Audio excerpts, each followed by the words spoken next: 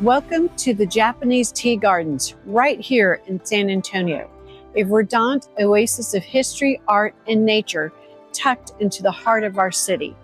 I'm Gina Candelario with Cooper Sotheby's International Realty, and today I invite you on a tranquil stroll through one of San Antonio's most cherished landmarks. As you enter, you're greeted by a striking torii gate sculpted by Mexican-born artist Dionisio Rodriguez in his signature faux bois concrete style, mimicking wood with amazing craftsmanship. Wandering deeper, you'll discover limestone carved ponds filled with koi, ornate stone arch bridges, and a waterfall that cascades through the garden. This layering of water, rock, vegetation, and architecture invites you to slow down, ideal for contemplation, for photography, for simply breathing in the peaceful space. The story begins in the early 1900s. The site we know today as the Japanese Tea Garden was once part of a rock quarry operated by Alamo Cement Company. The quarry was exhausted. City Parks Commissioner Ray Lambert, a forward-thinking public servant, saw potential in the carved-out pit. Lambert's dream was to transform this scarred land into a space of public beauty, part of his broader vision for a city park system that reflected civic pride. He worked closely with stonemasons from the Works Progress era, and together they began shaping terraces, walkways, and retaining walls from native limestone, an early example of San Antonio's landscape architecture marrying industry with artistry.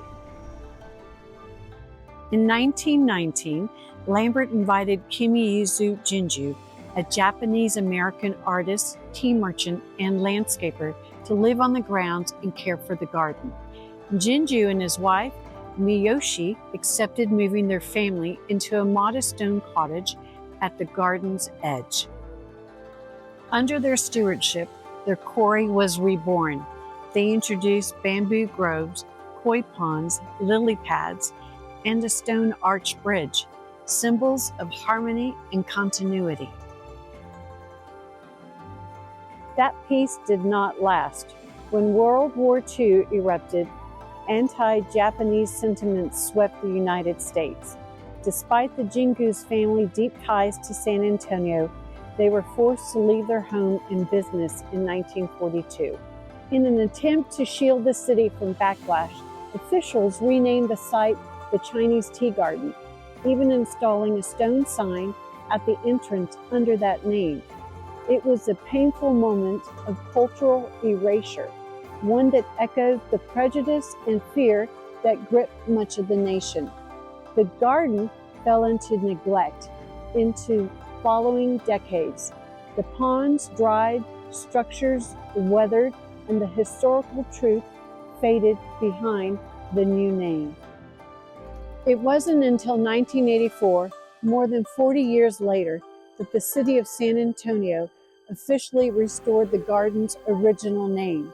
Mayor Henry Cisneros led the rededication, joined by descendants of the Jingu family who returned to see their family's contribution finally honored.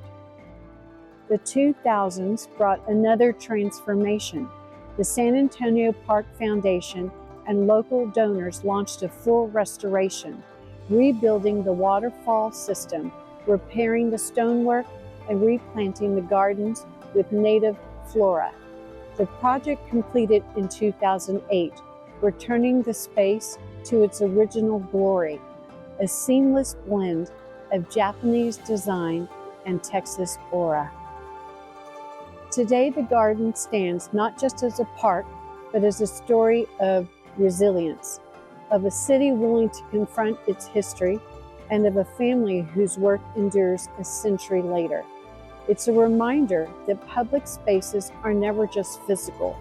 They're moral landscapes too, reflecting who we choose to honor and what we choose to remember. The Japanese tea garden is more than a beautiful place to visit. It's a mirror of San Antonio's history. It began as a quarry, a symbol of industry, and became a garden, a symbol of peace. It suffered from prejudice and was reborn through reconciliation. Thank you for watching. I'm Gina Candelario with Cooper Sotheby's International Realty.